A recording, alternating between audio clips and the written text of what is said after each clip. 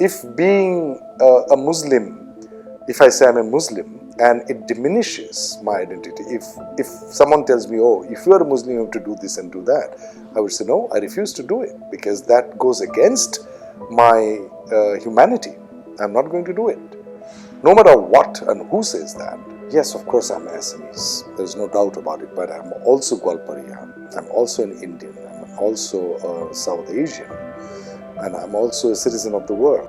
People in the politics, most of the time since my childhood, I've seen that they do not deliver what they promise. It's not new. I've seen it from my childhood. So I want to give up on them, but I'm very optimistic.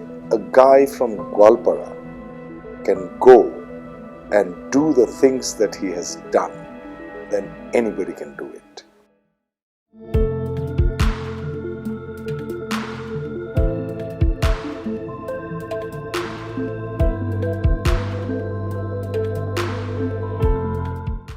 Hello everyone, this is Rishita Rajvanshi and you're watching Spotlight Northeast.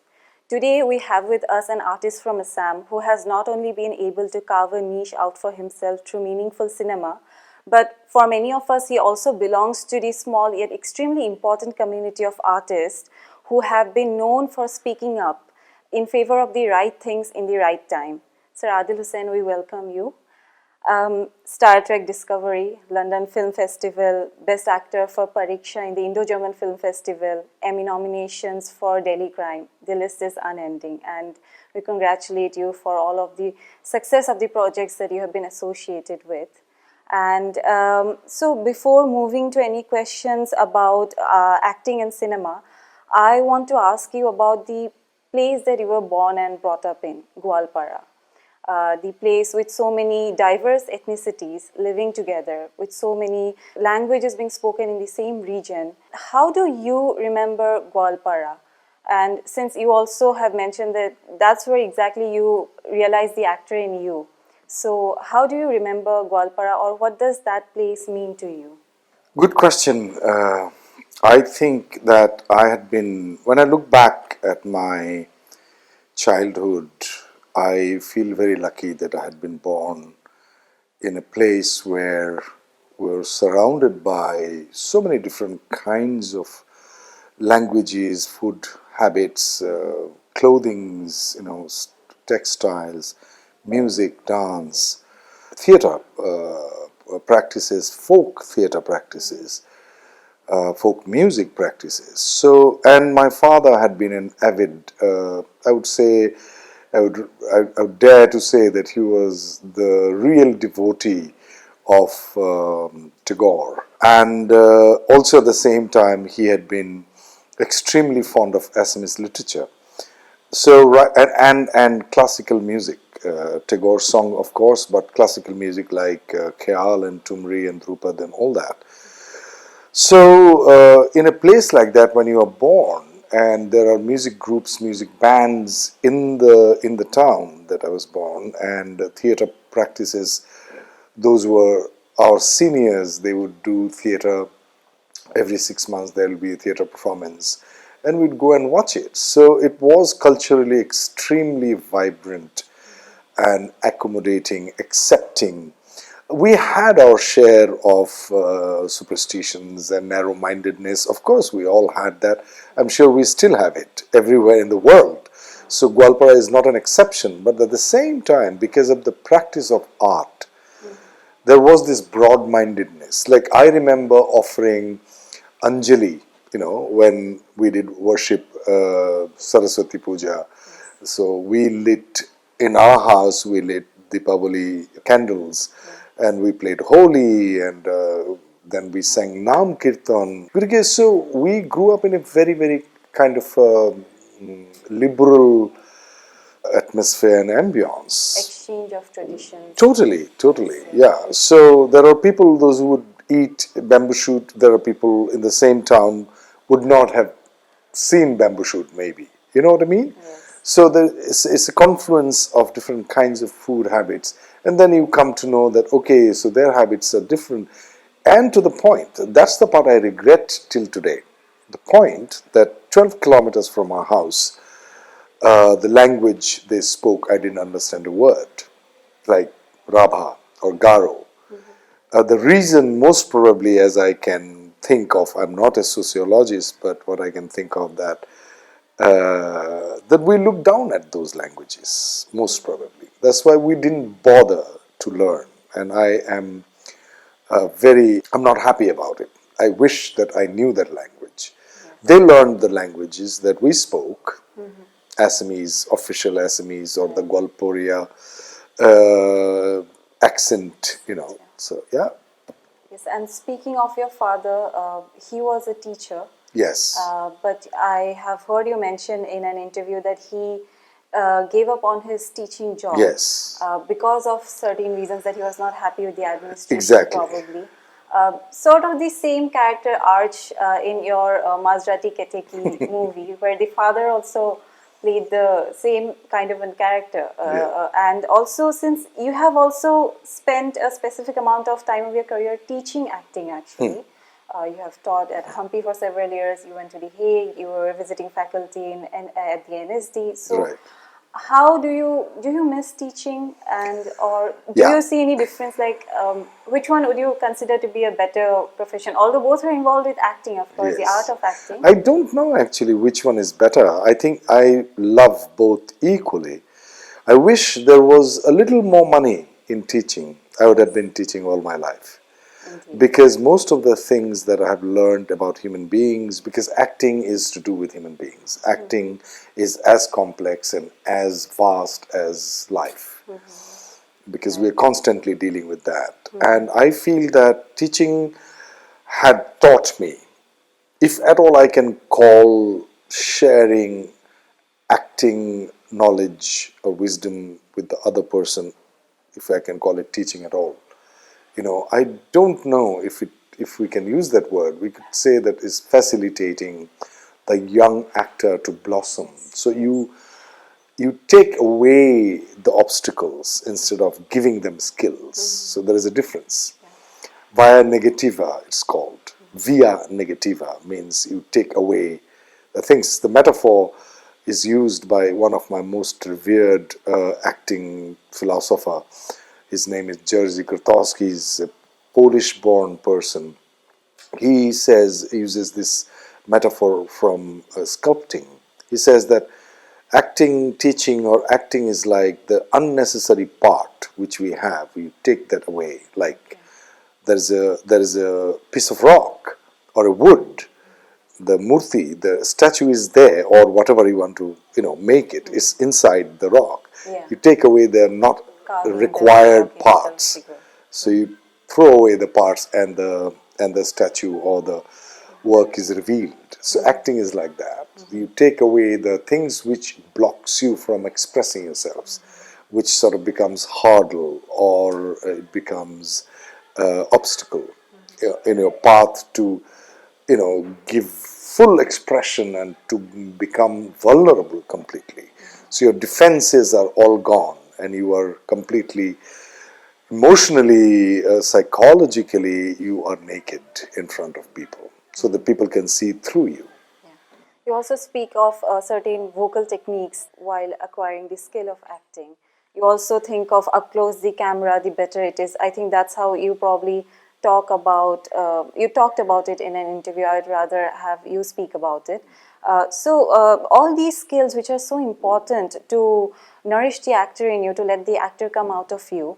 And since you have also mentioned how to encourage the younger generation to hone the skills of acting, do you think someday you would be involved in this process in letting the Assamese youth come up as to become not exactly another Adil Hussain, but someone as big as Adil Hussain? Because you are not just an actor for people over here, you are also a tale of encouragement and hard work and dedication and talent and all of it. So would you be eager to do that someday for the Assamese youth? I would do it for the entire humanity.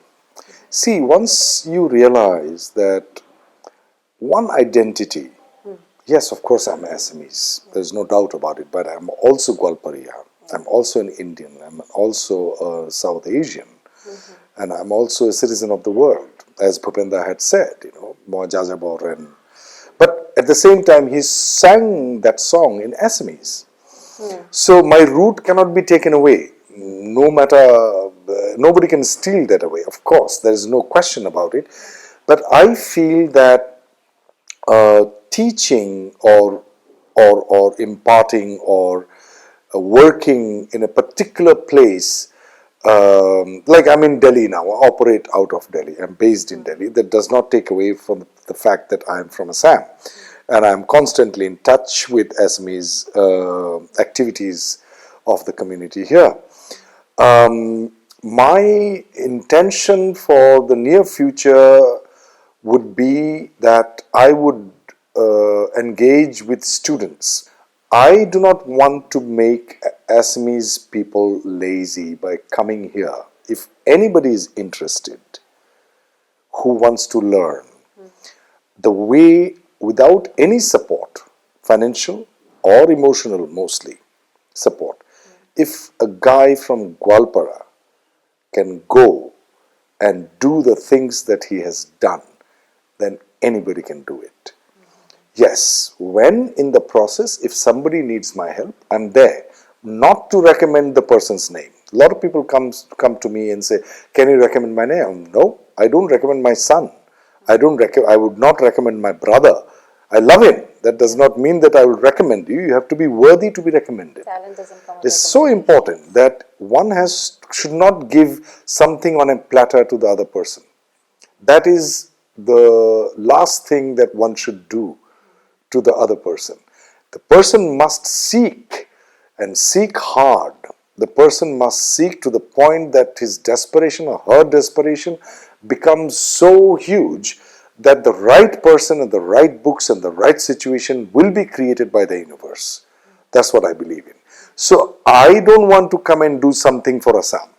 Assamese people, those who are interested in the field of art, has to create a situation with their desperation and obsession with acting that I am bound to come. I'm not bringing acting on a platter and giving it to anybody. No way. That's not going to happen with me, even if they blackmail me. Okay, and so now that you have spent so much of time both in theatre and in movies, do you see any difference in terms of how you approach acting, how it was when you were involved with theatre, now how it is when you face the camera for while shooting a movie? Like, do you approach it differently? Of course, it is ever evolving, always evolving, because there is no recipe. Older you grow, you become, if you are working at it and if you are in love with this particular muse that you have, and you see more nuances, you see more subtle aspects. So the approach keeps evolving all the time. I would not say it's very different. The difference is subtle. It's not, though yes, there was a very drastic difference since 2012, and from 2012 I found another way to approach acting, which is very Indian, unlike, because I had been trained in the Western system, Stanislavski and Lee Strasberg and all that, but I found another way, which is very Indian system. When I say Indian, I mean that you become a vessel of the creativity to flow. You, the goddess of creativity, being an Indian, I say that, the goddess of creativity, let it flow through you rather than you making it flow. So there's a huge difference between making something, to make something happen, than to let something happen. So I'm in the latter part. I allow things to happen rather than to make things happen. And which do you think has been the most difficult character for you to play, or do you consider like one character in particular which you found very difficult to play on camera, and like it has stayed with you comparatively as compared to any other character? The difficulties are different kinds of difficulties, but one definitely character which I think was very difficult for me to do because I had no idea how to do it.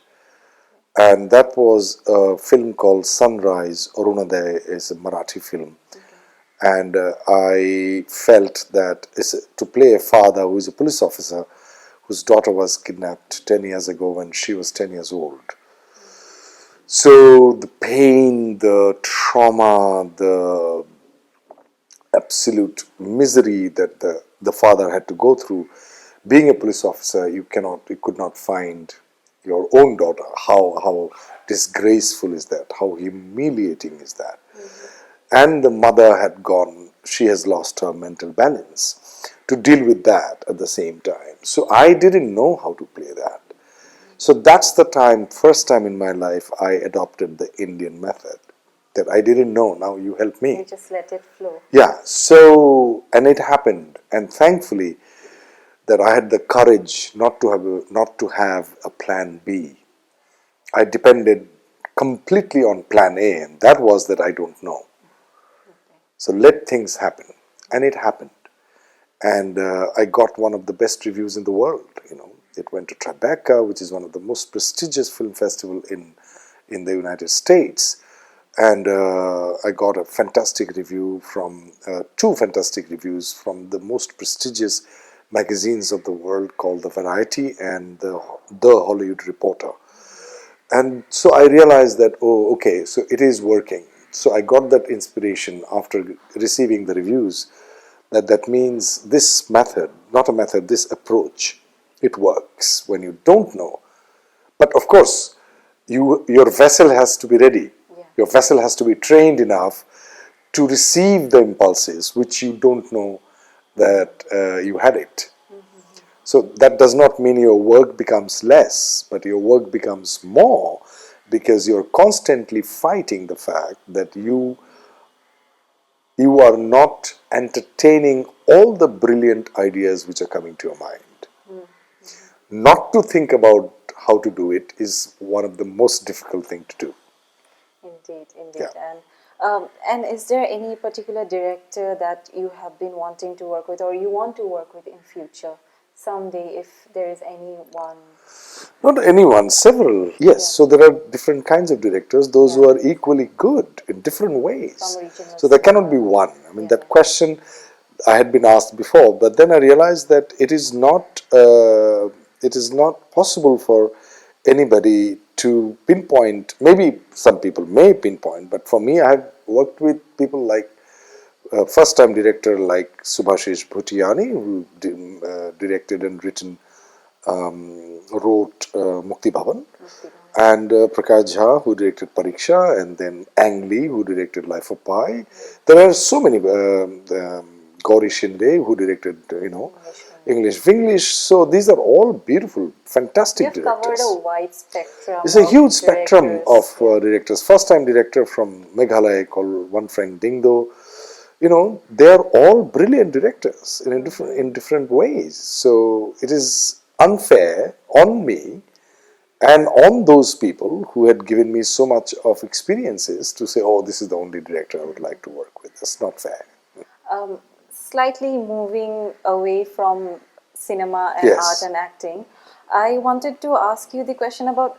I think you are one of the, or rather, probably the only actor from Assam whom I saw at Jantar Mantar going for the "Not in My Name" protests. Not in my name. Yes. Right. So Oh, you were there? I was there. Yes, I was there, and Yes. so exactly. So how do you think artists should approach political movements? Because protests like these Yeah. are like very important. These are the highlights of a country or a country going through a big problem.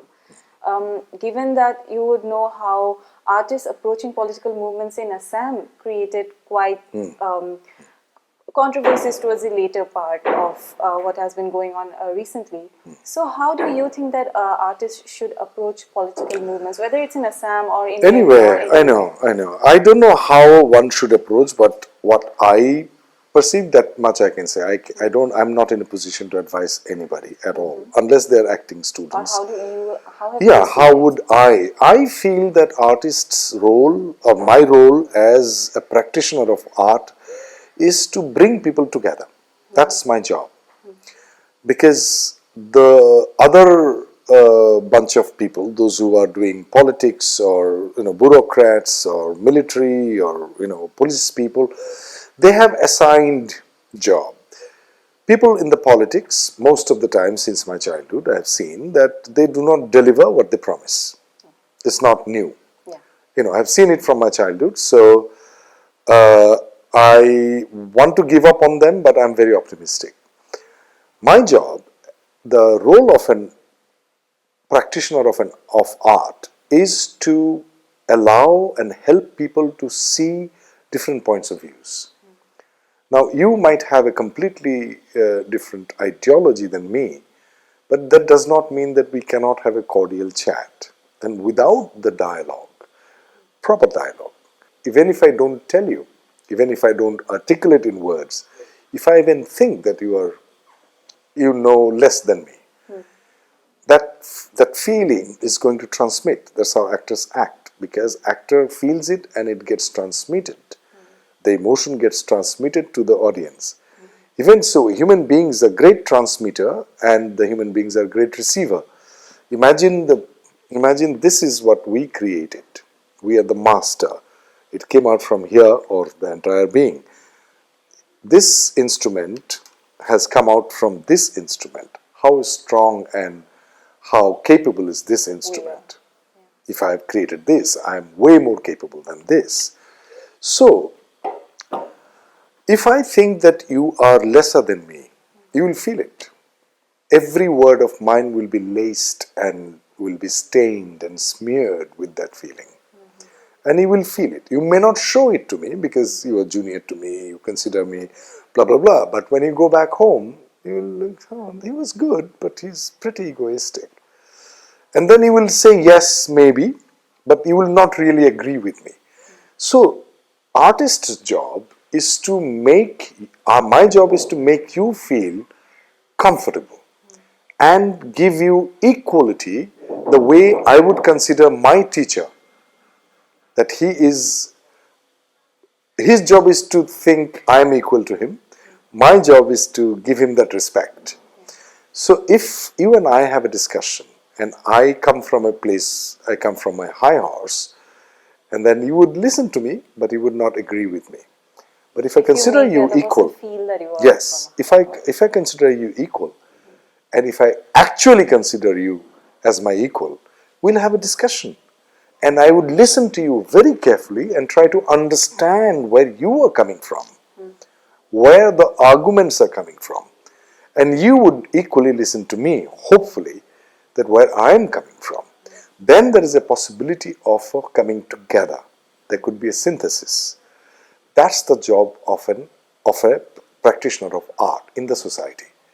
That all the opposite points of views, billions of points of views, each human being has their own point of view.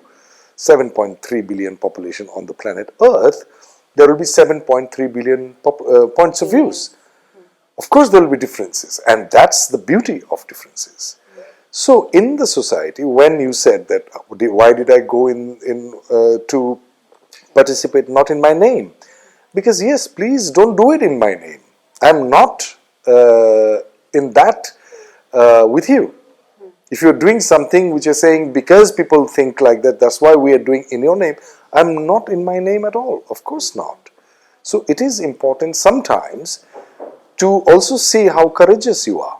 Exactly. Are you being able to stand up for the fundamental principle which you consider the core belief of being a human being? Is it crossing that? Is anybody around you crossing that and doing atrocious things?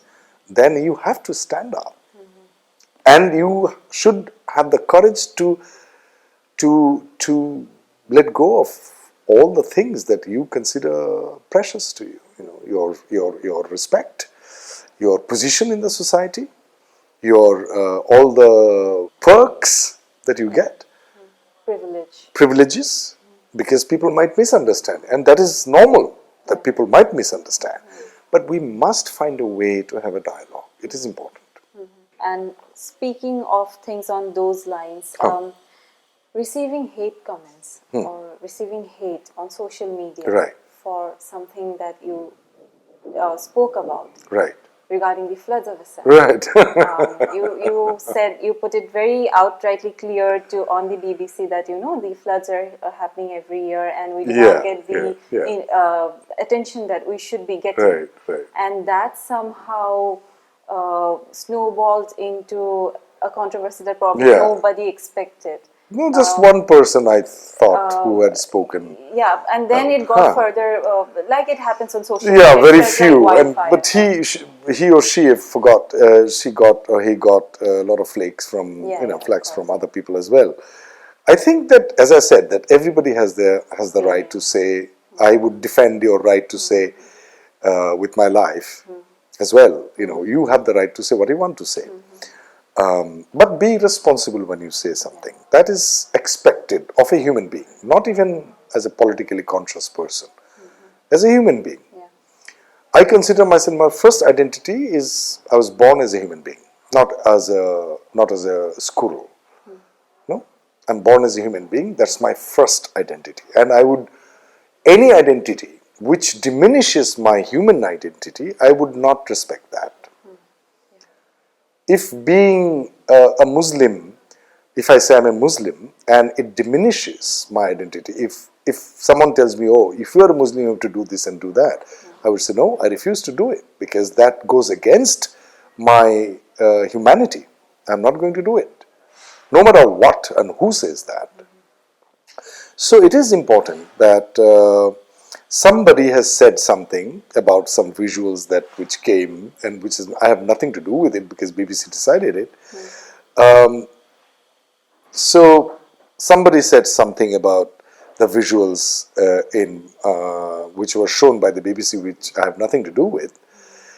And if that person does not perceive or perceives it totally differently, then all the best to the person. I have nothing to say. What would I say? Because there's no point arguing with a person who doesn't have the intelligence to understand. So it doesn't bother you. Of course Nobody, not. no matter whatever. No, why would it? If it bothers me, then I have to work on myself so that it doesn't bother me. Just towards the end of the interview, since you talked about Arunodaya as one of the movies that you found very difficult to play, the character that you found very difficult to play. On the other hand, I think for young women like us, when we see your work, the movie What Will People Say, the character of a father, a Pakistani father who was conditioned in a way where probably where he thought that it's important to restrict his daughter regarding certain things, but also growing up in a Scandinavian country where the conflict of the father of thoughts and the pity of, like, at one point one started to pity the father because that's how conflicted he was. You have played such important characters where the women's rights, the importance of a woman's existence comes into question. And similarly, you have also spoken very much when the Me Too movement came up. And you consider that patriarchal mindset is like an apartheid. So, yes, it is.